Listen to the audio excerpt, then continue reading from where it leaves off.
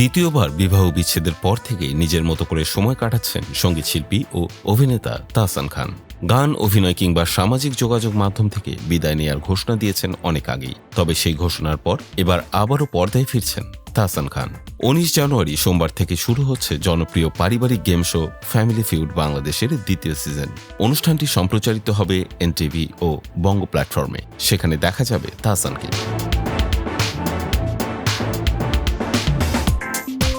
এই অনুষ্ঠানের প্রথম সিজনে তাহসান খানের সাবলীল ও প্রাণবন্ত উপস্থাপনা নজর কেড়েছিল দর্শকদের।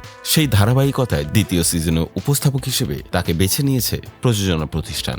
ব্যক্তিগত জীবনে সমস্যা থাকলেও এই অনুষ্ঠান নিয়ে বেশ উচ্ছ্বসিত তাহসান খান।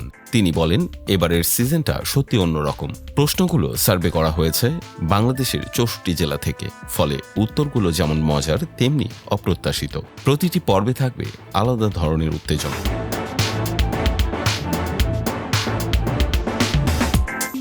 প্রথম সিজনের সাফল্যের রেশ ধরে দ্বিতীয় সিজন সাজানো হয়েছে আরও বড় পরিসরে।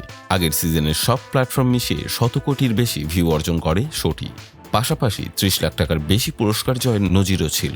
নতুন সিজনে থাকছে আরও আকর্ষণীয় পুরস্কার, জমজমাট প্রতিযোগিতা।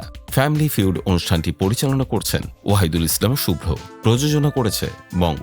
সহযোগী হিসেবে যুক্ত হয়েছে দেশের স্বনামধন্য একাধিক প্রতিষ্ঠান, যা আয়োজনকে দিয়েছে আরও দর্শক জনপ্রিয়তা ও বৈচিত্র্য।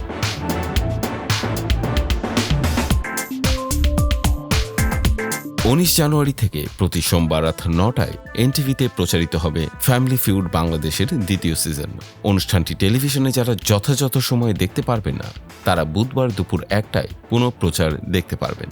পাশাপাশি বঙ্গ অ্যাপ এবং ওয়েবসাইটে যে কোনো সময় বিনামূল্যে উপভোগ করা যাবে অনুষ্ঠানটি। তবে এই অনুষ্ঠান ছাড়া আর কোনো নাটক, গান কিংবা অনুষ্ঠানে আপাতত দেখা যাবে না তাহসানকে।